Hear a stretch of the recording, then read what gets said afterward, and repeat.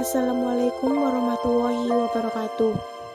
Kami dari SMK Bakti Praja Dukuharu akan mempresentasikan administrasi infrastruktur jaringan.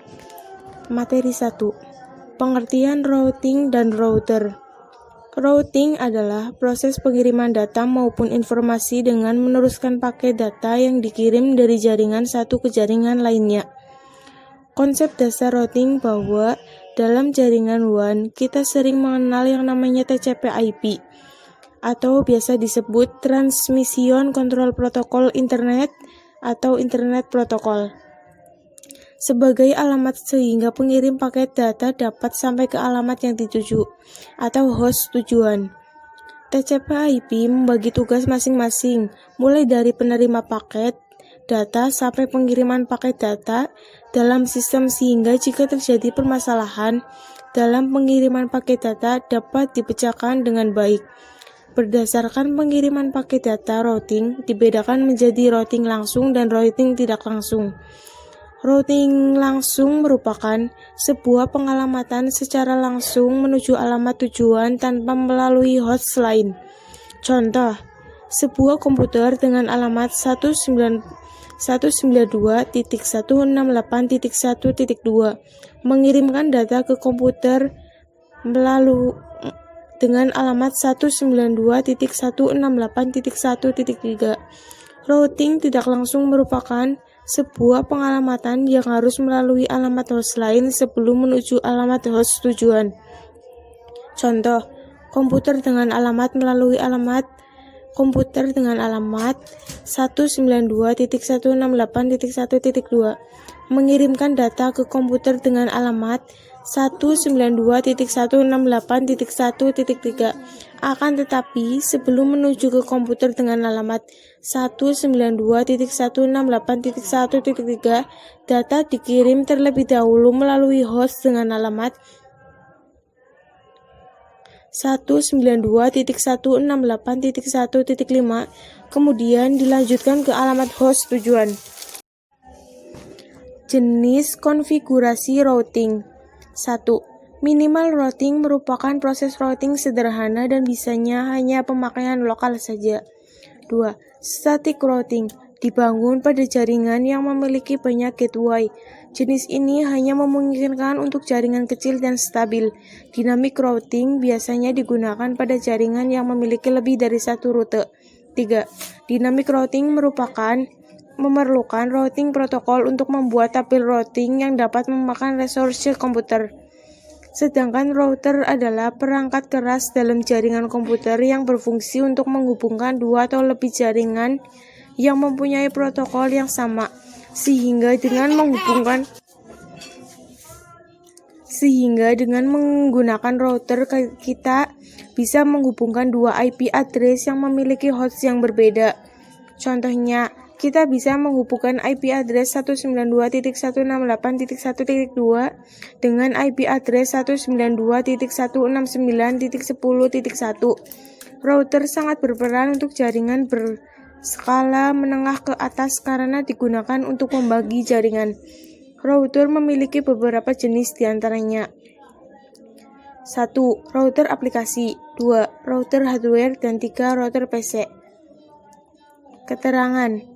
Router aplikasi merupakan perangkat lunak atau program aplikasi yang dapat kita install pada komputer sehingga sistem operasi tersebut bisa berfungsi sebagai router. Beberapa contoh router aplikasi diantaranya WinRoute, Winget, dan lain-lain. 2. Router hardware merupakan perangkat keras pada jaringan komputer yang mempunyai fungsi sebagai router sehingga perangkat keras tersebut dapat membagi IP address. 3. Router PC merupakan sistem operasi yang diinstal pada komputer sehingga komputer tersebut mempunyai kemampuan untuk membagi jaringan jika ditinjau secara umum. Jenis router ada dua macamnya, diantara router statik merupakan router yang mempunyai tabel routing statik sehingga harus secara manual dan administrator. Router dinamik merupakan router yang memiliki tabel routing dinamik yang memiliki kemampuan mendengarkan lalu lintas jaringan dan saling berhubungan dengan router yang lain. Materi 2. Cara kerja router. Fungsi utama router adalah merutekan paket atau informasi. Sebuah router memiliki kemampuan routing, artinya router secara cerdas dapat mengetahui kemana rute perjalanan informasi atau paket akan dilewatkan, apakah ditujukan untuk host lain yang satu network ataukah berada di network yang berbeda. Untuk menjalankan fungsi tersebut, router menggunakan tabel yang disebut dengan tabel routing atau routing table.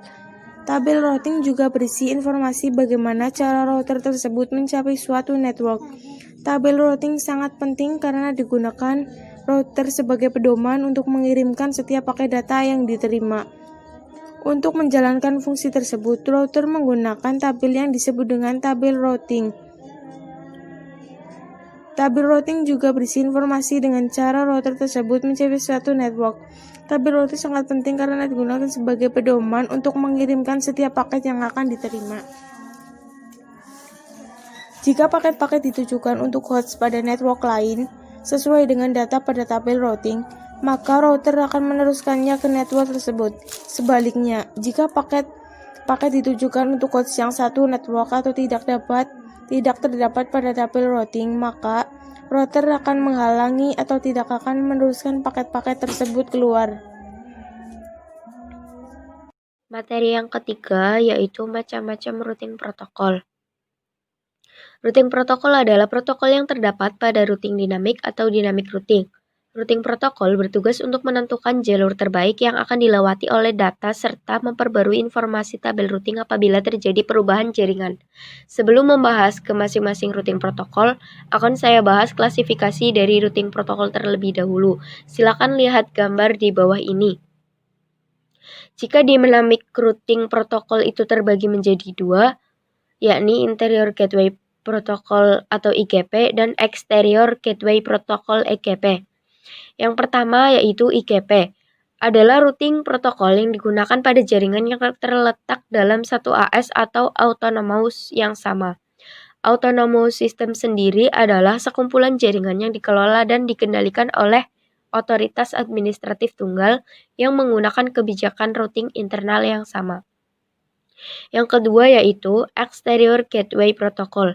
Jika IGP digunakan untuk menghubungkan router-router yang terletak dalam satu AS yang sama, maka EGP merupakan kebalikannya, yakni routing protokol yang digunakan untuk menghubungkan jaringan antar autonomous system.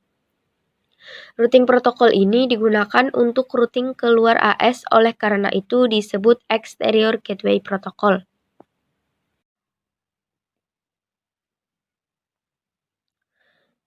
Setelah membahas klasifikasi routing protokol, berikut akan saya jelaskan masing-masing routing protokol yang telah dibahas di atas. 1. RIP atau Routing Information Protocol. RIP merupakan routing protokol jenis distance vector, pemilihan jalur routing berdasarkan jarak terdekat dari router ke tujuan. Jarak dari router ke tujuan ini disebut dengan hop count, sedangkan jarak antar router disebut hop. Kelebihan pada RIP yaitu mendukung VLSM dan CIDR, mudah dalam konfigurasi, tidak kompleks, mampu menonaktifkan auto summary route, mendukung mekanisme autentikasi. Kekurangan pada RIP tidak mendukung VLSM dan CIDR atau RIP versi 1. Memiliki batas maksimal 15 hop, tidak bisa menerima update informasi dari RIP versi 1 atau RIP versi 2. Proses convergence yang lambat, melakukan update informasi terus-menerus sehingga dapat membuat trafik menjadi padat.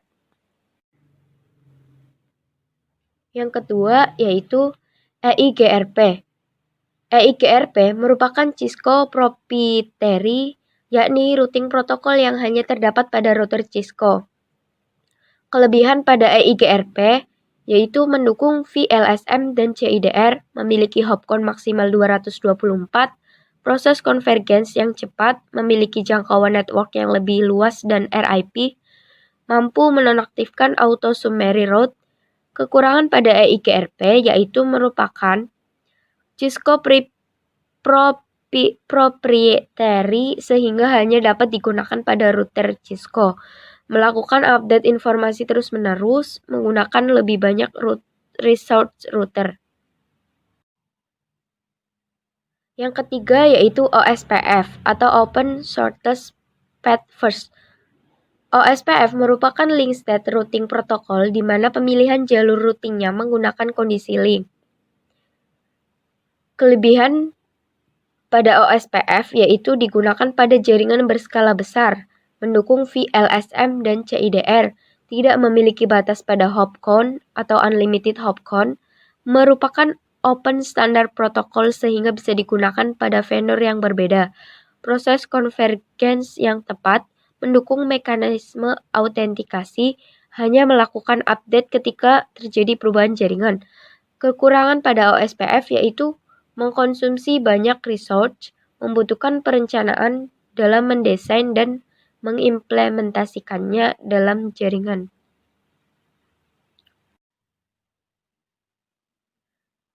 Yang keempat yaitu intermediate system. Merupakan link state routing protokol yang termasuk dalam kategori interior gateway protocol. ISIS menggunakan algoritma Dijkstra seperti OSPF untuk menentukan jalur routing. Kelebihan pada ISIS memiliki keamanan yang lebih terhadap informasi routing update mendukung VLSM dan CIDR, proses convergence yang tepat, scalable, hanya melakukan update ketika terjadi perubahan jaringan. Kekurangan pada ISIS yaitu konfigurasi lebih rumit. Yang kelima yaitu BGP atau Border Gateway Protocol. BGP merupakan satu-satunya routing protokol yang berfungsi sebagai exterior gateway protocol. BGP menghubungkan router-router yang berbeda AS. BGP terletak di bagian terluar dari suatu AS. Kelebihan pada BGP yaitu lebih powerful dari routing protokol yang lain karena BGP berfungsi sebagai EGP atau Exterior Gateway Protocol, mendukung VLSM dan CIDR. Kekurangan BGP yaitu konfigurasi yang lebih kompleks. Materi yang keempat yaitu default router. Default route adalah jalur default untuk paket yang mempunyai alamat network tujuan tertentu tetapi tidak dapat di routing table router yang disinggahi. Jika terdapat default route yang diset pada router tersebut, maka paket tersebut akan mengikuti route default yang telah diterapkan. Biasanya default route didefinisikan dengan alamat 0.0.0.0 Default route digunakan untuk melakukan routing terhadap banyak IP yang tidak memungkinkan untuk dimasukkan satu persatu. Kelebihan pada default router yaitu konfigurasi yang cukup simpel, cukup memasukkan satu perintah maka semua route akan dapat dilewati. Kekurangan pada default router yaitu terdapat routing yang tidak diperlukan karena kemungkinan semua router akan menerima routing yang tidak diperlukan. Hal ini dapat menaikkan penggunaan hardware dan membuat router menjadi lebih lemot dan lelet. Default routing sebenarnya masuk dalam static routing, biasa digunakan untuk routing ke internet. Pada table routing, default routing selalu berada paling bawah dan selalu menjadi less preferred atau pilihan terakhir. Konsepnya masih sama dengan lab sebelumnya. Hanya saja konfigurasi kali ini tidak menggunakan IP interface untuk menambah table routingnya, akan tetapi menggunakan default routing yaitu 0.0.0.0. Contohnya seperti di bawahnya. Hasilnya sama persis dengan static route, hanya saja kali ini kita menggunakan default route sebagai table routingnya. Materi yang kelima yaitu multiple gateway. Kebutuhan untuk gateway per jaringan telah muncul dari kebutuhan untuk mendukung jaringan host lain, di samping yang manajemen. Sebagai contoh, jaringan migrasi dan penyimpanan dapat didefinisikan masing-masing melewati lalu lintas khusus atau satu untuk komunikasi penyimpanan dan lainnya untuk lalu lintas migrasi VM. Mereka mungkin harus melewati gateway yang berbeda. Jadi jaringan manajemen dapat diakses menggunakan gateway A, penyimpanan menggunakan B, dan migrasi menggunakan C. A biasanya akan ditetapkan pada tingkat host sebagai gateway default host, dan yang lainnya akan ditetapkan untuk masing-masing jaringan. Jika tidak akan ada cara bagi penyimpanan Anda untuk menggunakan router yang berbeda dalam jaringan. Secara lebih sederhana, ping tidak akan berfungsi dari laptop pengguna ke host Ovid dengan asumsi mereka tidak berada di jaringan yang sama. Lalu lintas akan mencapai host dengan sukses, tetapi semua lalu lintas kembali akan dialihkan melalui gateway default host melalui ETH0. Ketika sebuah host memutakhirkan ke VDSM yang mendukung beberapa gateway, semua interface-nya tidak akan memiliki sumber routing yang dikonfigurasi. Setiap jaringan pengaturan baru akan mengonfigurasi perutean sumber pada jaringan atau antarmuka yang terpengaruh. Karena implementasi saat ini menjadikan jaringan manajemen sebagai gateway default host, konektivitas tidak boleh hilang dan tidak ada script upgrade yang sebenarnya ditawarkan API VDSM. Keuntungan signifikan dari implementasi yang diusulkan saat ini adalah bahwa tidak ada perubahan API antara Engine dan VDSM diperlukan. VDSM mampu menyaring gateway dari kata kerja setup network saat ini. REST dan Engine saat ini hanya ketika mengatur jaringan manajemen. Gateway. Selanjutnya kita akan membahas materi bridging. Apa itu bridging? Bridging adalah suatu teknik untuk menggabungkan beberapa interface router menjadi satu segmen jaringan. Jika menerapkan teknik bridging, nantinya cara kerja router bisa diibaratkan seperti switch. Agar lebih jelas, bisa kita lihat pada gambar topologi teknik bridging di bawah ini. Sekarang kita akan mencoba untuk melakukan konfigurasi dasar pada teknik bridging ini. Agar lebih paham, kita akan lakukan konfigurasi dasar pada teknik bridging sesuai dengan topologi di atas. Setelah semuanya terhubung, kita akan membuat interface bridge pada router MikroTik 1. Untuk langkah konfigurasinya adalah sebagai berikut. Jika melalui perintah text CLI, perintahnya adalah interface bridge add name sama dengan jembatan 1. Setelah itu, kita cek menggunakan perintah interface bridge print image 475. Konfigurasi interface bridge melalui perintah text. Setelah interface bridge-nya selesai dibuat, sekarang kita masukkan interface interface Ethernet 1 dan Ethernet 2 ke dalam interface bridge ke jembatan 1. Perintah text CLI-nya adalah interface bridge ke port add interface sama dengan Ethernet 1 bridge ke sama dengan jembatan 1. Yang kedua, interface bridge ke port add interface sama dengan Ethernet 2 bridge ke sama dengan jembatan 1. Setelah itu kita cek menggunakan perintah text interface bridge ke port print.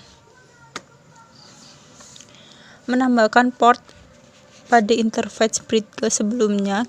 Jika melalui Winbox GUI, klik menu bridge ke, lalu submenu bridge ke, tambahkan add, lalu buat konfigurasi seperti perintah teks di atas, atau bisa lihat gambar. Menambah interface bridge ke melalui Winbox untuk memasukkan interface Ethernet 1 dan Ethernet 2 ke dalam interface bridge ke melalui Winbox. Klik menu bridge ke, submenu port, tambahkan add, lalu tambahkan interface-nya. Yang ketiga, menambahkan port pada Bridge melalui Winbox. Setelah kita membuat konfigurasi interface Bridge pada router MikroTik 1, sekarang kita lakukan konfigurasi yang sama pada router MikroTik 2. Lalu konfigurasi pada router 2. Setelah semua konfigurasi Bridge sudah dibuat, sekarang kita tambahkan IP address untuk port Ethernet-nya. Sebenarnya kita bisa saja tidak menambahkan IP address pada interface Ethernet, karena sekarang router kita bekerja layaknya switch, dan kita tidak perlu lakukan konfigurasi IP address pada switch. Tetapi agar sesuai dengan topologi yang kita buat tadi, sebaiknya kita tambahkan juga IP address pada port Ethernet dan juga PC client. Sekarang kita tambahkan IP address untuk port Ethernet router 1 dan 2. Setelah itu pada PC client router 1 dan 2. Router 1 IP address router 1, IP address PC client router 1, router 2, IP address router 2, IP address PC client router 2. Setelah kita tambahkan IP address, sekarang untuk melakukan pengujian kita lakukan ping dari PC client 1 menuju router 2 dan sebaliknya. Cara yang pertama, ping dari PC client 1 menuju router 2. Yang kedua, ping dari router 2 menuju PC client router 1. Baik PC client maupun router melakukan reply atau merespon ping yang dilakukan, yang berarti konfigurasi di atas telah berhasil. Selanjutnya kita bahas materi VLSM atau Variable Length Subnet Mask adalah jenis perhitungan subnetting di mana panjang subnet mask yang kita berikan akan disesuaikan dengan banyaknya jumlah host di setiap subnet. Belajar VLSM kali ini tidaklah sulit karena intinya cara perhitungannya sama saja dengan yang sudah kita bahas di materi belajar subnetting sebelumnya. Ada dua teknik perhitungan subnetting. Yang pertama, VLSM, Fixed Length Subnet Mask. Satu network kita pecah-pecah menjadi beberapa network subnet di mana setiap lebar subnet yang satu sama dengan lebar subnet yang lainnya. Yang kedua, VLSM, Variable Length Subnet Mask. Kebalikannya, sebuah network yang kita subnet menghasilkan subnet yang berbeda panjang subnet maksnya antara subnet satu dengan yang lain. Sebagai permulaan, berikut ini topologi yang akan kita bahas, bisa dilihat di gambar ya. 1. Teknik subnetting dengan VLSM, Fixed Length Subnet Mask. Dari IP space 192.168.10.0/24 berarti kita punya 254 lebar host yang bisa dihitung-hitung dialokasikan. Nah, kalau VLSM, lebar setiap subnet yang kita buat nanti sama semua. Di sana kan cuma ada 3 network. Dari 192.168.10.0/24 dibagi menjadi 3 network. Kita bisa pakai /26 untuk setiap subnet, workstation LAN, point-to-point server LAN, sama semua. Lebar host dari /26 adalah 64 dengan 62 valid host, ya kan? Yang kedua, /24 akan habis jika dipakai 4 kali /26, sedangkan kebutuhan network kita cuma 3. Berarti ada satu blok /26 yang tersisa bisa digunakan juga untuk space. Yang kedua, teknik subnetting VLSM bagian 2. Karena /24 bisa habis dengan 4 kali /26, sedangkan yang kita gunakan cuma 3 blok subnet, maka masih sisa satu lagi /26 dengan alamat network 192.168.10.192/26. Nah, dari topologi yang udah kita desain di atas, efektif enggak sih jika sparse address tadi berada di blok subnet terakhir?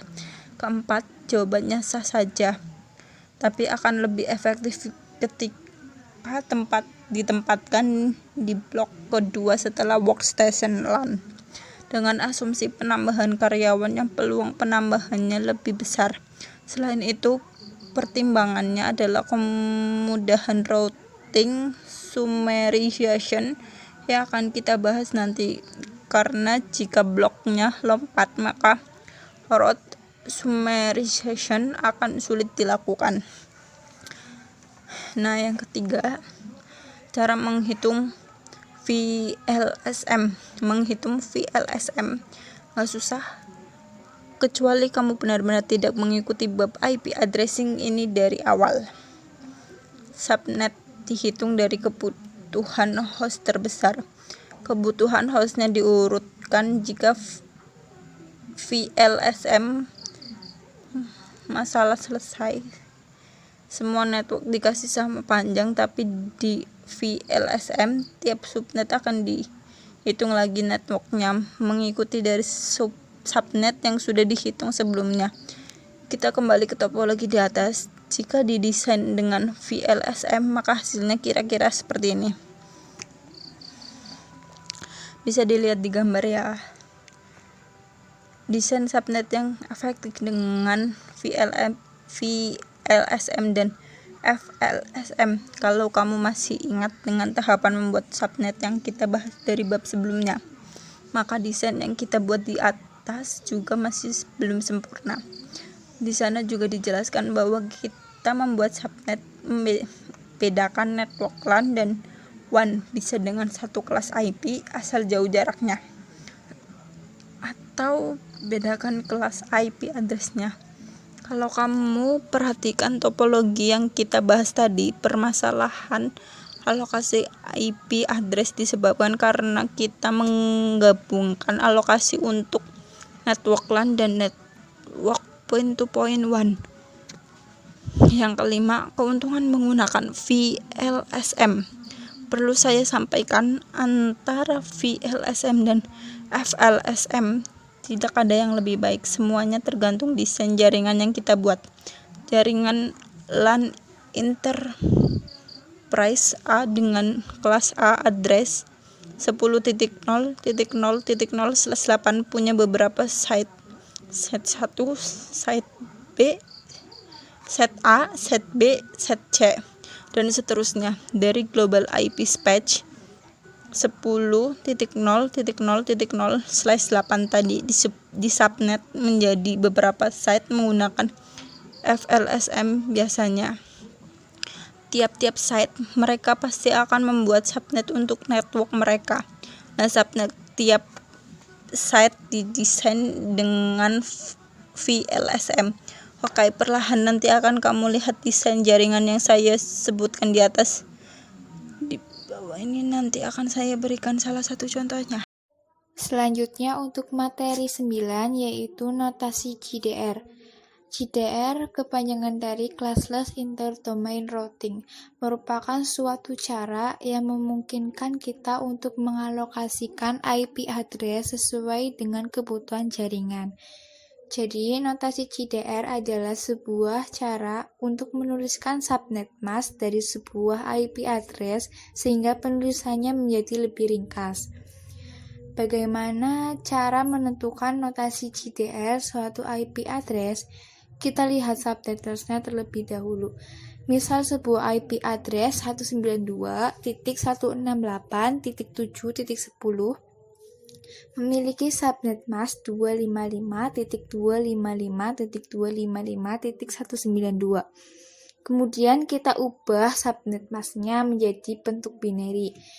Kita ubah subnet masknya menjadi binary sama dengan 255.255.255.192 sama dengan 1111111 sampai 8, titik 1111 sampai 8, titik 1111 sampai 8, titik 11 seterusnya 0 sampai 6. Setelah itu kita tinggal menghitung berapa jumlah bit yang bernilai 1. Karena jumlah bit 1 ada 26, tanda prefiknya adalah /26, sehingga penulisan subnet masknya menjadi 192.168.7.10/26. Berikut adalah tabel notasi GPR yang mungkin bisa kamu hafalkan. Untuk materi yang ke-10 yaitu tabel routing. Routing adalah proses pengiriman data dari satu host dalam satu network ke host dalam network yang lain melalui suatu router. Supaya router dapat mengetahui bagaimana meneruskan paket-paket ke alamat yang dituju dengan menggunakan jalur terbaik, router membutuhkan peta atau tabel routing yang di dalamnya terdapat protokol routing untuk menentukan jalur yang dilalui sebuah paket. Tabel routing adalah tabel yang berisi informasi keberadaan network, baik network yang terhubung langsung maupun network yang tidak terhubung langsung. Tabel routing ini sangat penting karena digunakan router sebagai pedoman untuk mengirim setiap paket data yang diterimanya. Informasi dalam tabel routing berupa baris-baris network address yang disebut entry router. Ada 4 kategori entry dalam tabel routing. Directly connected network, entry ini akan muncul pada saat interface router diaktifkan dan dikonfigurasikan IP address. Entry directly connected akan memiliki label J. Static routers. Entry ini adalah entry yang diisi manual oleh administrator jaringan sehingga jika ada perubahan jaringan maka entry ini juga harus diubah secara manual juga. Entry static router akan memiliki label S. Dynamic router. Entry ini adalah entry yang akan muncul karena hasil pertukaran informasi routing dari beberapa router. Pertukaran informasi routing akan menggunakan routing protokol. Default routers. Entry ini digunakan untuk menentukan kemana sebuah paket akan dikirimkan jika alamat tujuan dari paket tidak terdapat pada tabel routing. Entry default routers ini bisa dikonfigurasikan secara manual ataupun didapat dari pertukaran informasi dari routing protokol. Di dalam tabel routing juga terdapat beberapa informasi. TST address, informasi yang ada dalam kolom ini menunjukkan network tujuan atau destination yang dapat dijangkau oleh router tersebut. Pref SRC, informasi yang ada di kolom ini akan menunjukkan alamat IP address yang digunakan oleh router sebagai file IP address pengirim.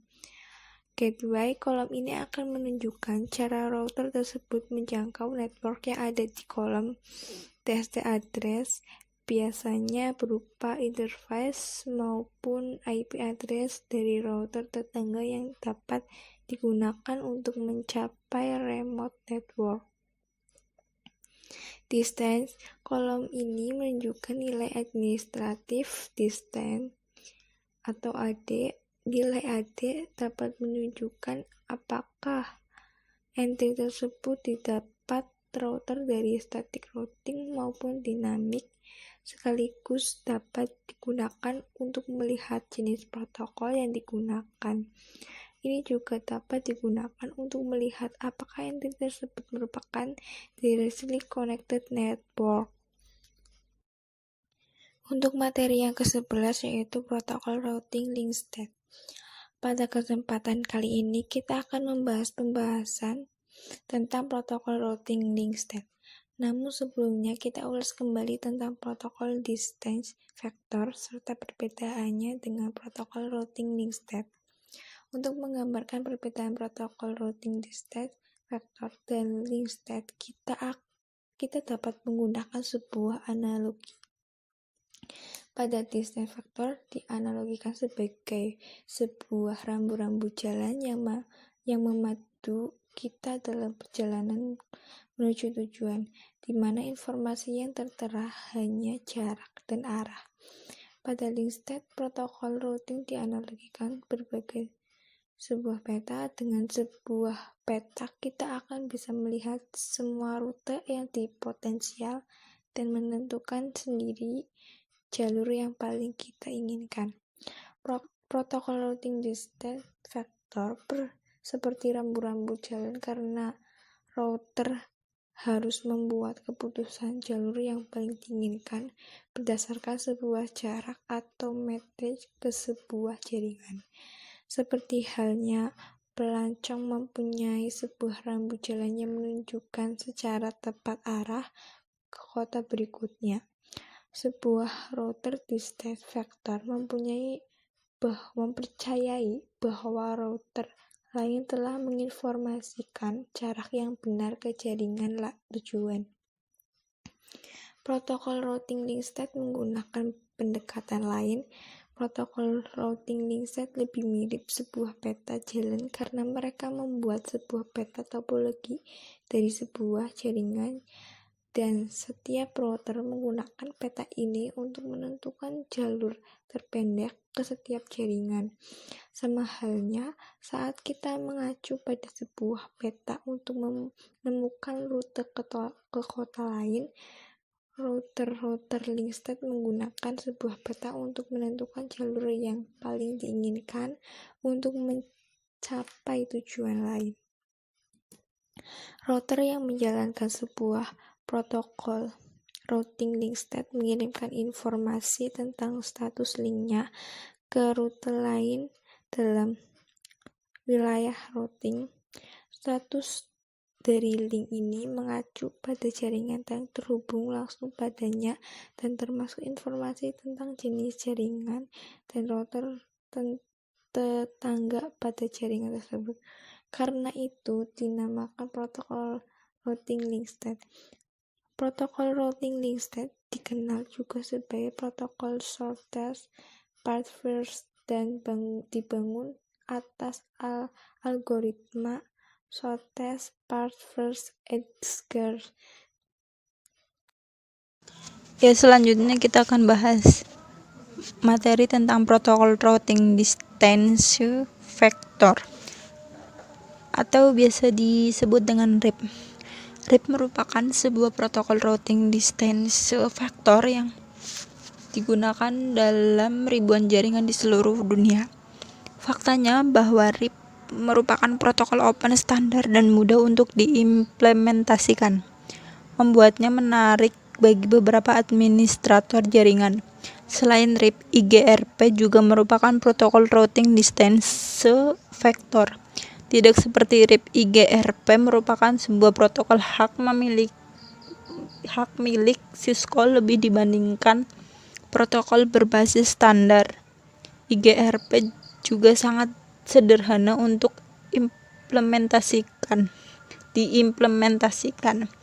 Bagaimanapun, IGRP merupakan sebuah protokol routing yang lebih kompleks dibandingkan RIP dan dapat menggunakan beberapa faktor untuk menentukan rute terbaik ke semua jaringan tujuan. Modul ini akan memperkenalkan konfigurasi dan pemecahan masalah IGRP. Update routing distance vector. Yang pertama, distance vector routing loop issues. Yang kedua, routing loops. 3. Route poisoning. 4. Proses routing RIP. 5. Fitur-fitur IGRP. Materi 13. Pengertian classless. Classless secara sederhana dapat diartikan tanpa kelas. Jika dikaitkan dengan pengalamatan IP, pengalamat IP / dapat diartikan menjadi pengalamat IP tanpa mengenal kelas. Dengan cara menggunakan / internet domain routing CIDR atau juga dapat dikenal dengan istilah panjang prefix. Format pengalamatannya adalah dengan memberi tanda slash di belakang alamat IP kemudian diikuti dengan variabel panjang prefix. Pengelokasian host atau IP yang dapat menggunakan subnet mask yang berbeda yang didukung oleh routing protokol RIPF2, OSPF dan EIGRP yang dapat memberikan informasi subnet sehingga dapat menghemat sejumlah alamat host IP. Metode class addressing pengalamatan tanpa kelas saat ini mulai banyak diterapkan, yakni dengan pengelokasian IP address dalam notasi classless interdomain routing CIDR. Istilah lain yang digunakan untuk menyebut bagian IP address yang menunjukkan suatu jaringan secara lebih spesifik disebut juga dengan network prefix. Biasanya dalam menuliskan network prefix suatu kelas IP address digunakan tanda garis miring atau slash diikuti dengan angka yang menunjukkan panjang network prefix ini dalam bit. Contoh 192.168.0.0/24. / interdomain routing disingkat menjadi CIDR adalah sebuah cara alternatif untuk mengklasifikasikan alamat-alamat IP berbeda dengan istilah klasifikasi ke dalam kelas A, kelas B, kelas C, kelas D, dan kelas E. Materi 14. Pengertian classful, classless, CDR, VLSM, NAT. Pengertian classful dan classless dalam subnetting. Dalam dunia jaringan, kita dikenalkan dengan subnetting. Subnetting adalah mengambil bit-bit dari segi host satu alamat IP dan menyimpannya untuk memberikan deskripsi alamat subnet itu. Subnetting dibagi menjadi dua, yaitu classful dan classless. 1. Classful. Pengalamatan dengan metode ini ada pada pengalamatan IPv4 yang dibagi menjadi kelas A, B, C, D, dan E. Classful juga merupakan metode pembagian IP address berdasarkan kelas di mana IP address yang berjumlah sekitar 4 miliar dibagi ke dalam 5 kelas, yakni address kelas A. 1 bit pertama IP address-nya 0, address kelas B. 2 bit pertama IP address-nya 10, address kelas C. 3 bit pertama IP address-nya 110, address kelas D. 4 bit pertama IP address-nya 1110, address kelas E. 5 bit pertama IP address-nya 1111. Kelemahan dari classful routing protocols ialah tak dapat support VLSM. Classless jika dikaitkan dengan pengalamatan IP, pengalamatan IP classless dapat diartikan menjadi pengalamatan IP tanpa mengenal kelas. Dengan cara menggunakan classless interdomain routing CDR atau juga dapat dikenal dengan istilah panjang prefix. Format pengalamatannya adalah dengan memberi tanpa slash di belakang alamat IP kemudian diikuti dengan variabel panjang prefix.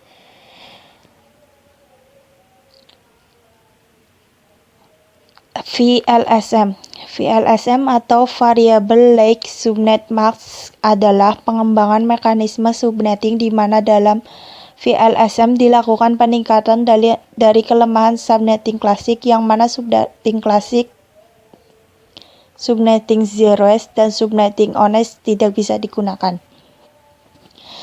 Classes interdomain routing disingkat menjadi CDR adalah sebuah cara alternatif untuk mengklasifikasikan alamat-alamat IP berbeda dengan sistem klasifikasi ke dalam kelas A, kelas B, kelas C, kelas D, dan kelas E. CDR merupakan mekanisme routing yang lebih efisien dibandingkan address translation. Network address translation adalah suatu metode pokok yang memungkinkan komputer yang mempunyai address yang tidak terdaftar atau komputer yang menggunakan address privat. Materi 15. Apa itu metrik?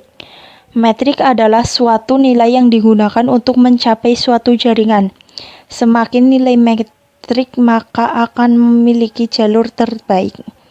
Dua jenis metrik yang digunakan beberapa routing protokol adalah hop count. Metode ini menghitung jumlah router yang harus dilalui paket sebelum sampai ke tujuan. Setiap router bernilai 1 hop. Bandwidth menghitung akumulasi bandwidth tertinggi. Untitled dari router 1 telah disetting secara manual untuk memprioritaskan 10.10.10.2 sebagai router ke 192.168.2.0 dengan cara di atas. IP route 192.168.2.0 255.255.255.0 10.10.30.2 IP route 192.168.255.255.255.0 10.10.10.21. Angka 2 dan 1 di akhir perintah menunjukkan metrik route yang memiliki root terkecil akan didahulukan. Jadi alur paket dari topologi di atas adalah PCA ke R0 ke R1 ke R2 ke PCB ke R2 ke RO ke PCA, atau PCA ke RO R0 ke R1 ke R2 ke PCB ke R2 ke R1 ke R0 ke PCA. Hal ini terjadi karena setting pada R2 masih setting default, jadi metrik dari kedua routernya masih default.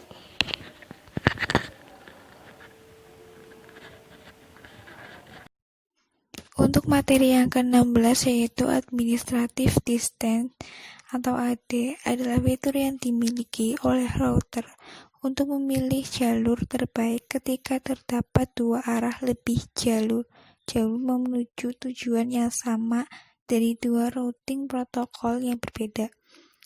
Administrative Distance menyatakan reliability dari sebuah routing protokol. Tiap routing protokol diprioritaskan terhadap yang lain dengan bantuan besaran atau nilai administrative distance. Administrative distance adalah kriteria pertama yang digunakan oleh router untuk menentukan routing protokol yang harus dijalankan. Jika terdapat dua routing protokol yang menyediakan jalur untuk tujuan yang sama, AD adalah sebuah ukuran routes dari Source of Routing Information. AD hanya mempunyai local significance dan tidak melakukan advertise dalam routing update.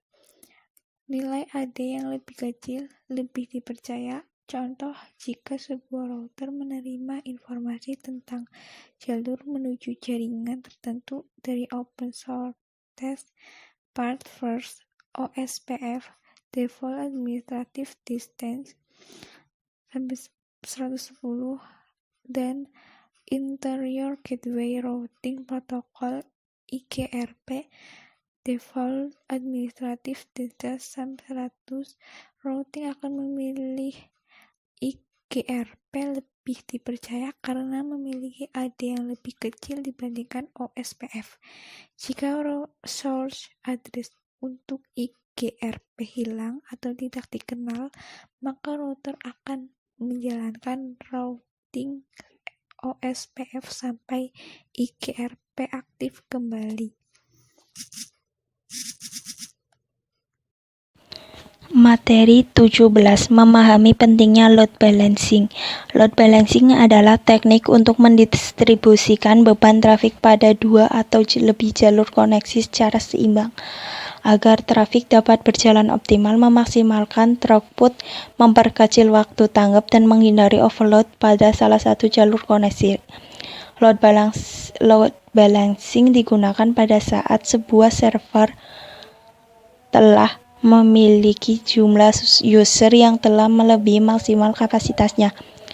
Load balancing tidak akan menambah besar bandwidth yang diperoleh, tetapi hanya bertugas untuk membagi trafik dari kedua bandwidth tersebut agar dapat terpakai secara seimbang. Bagaimana cara kerjanya? Memahami pentingnya server load balancing at closed host. Adapun yang perlu dipahami kembali dari pentingnya menggunakan load balancing untuk website atau aplikasi berbasis web lainnya, diantaranya 1. Waktu respon adalah manfaat terbesar untuk meningkatkan kecepatan akses website saat dibuka. Dengan 2 atau lebih server yang saling berbagi dalam beban lalu lintas web, masing-masing akan berjalan lebih cepat karena beban tidak berada pada satu server saja. 2. Dengan load balancing akan mewarisi sedikit redundansi. Sebagai contoh, jika website kita berjalan seimbang di 3 server dan salah satu server bermasalah, maka 2 server lainnya dapat terus berjalan dan pengunjung website kita akan menyadari downtime apapun.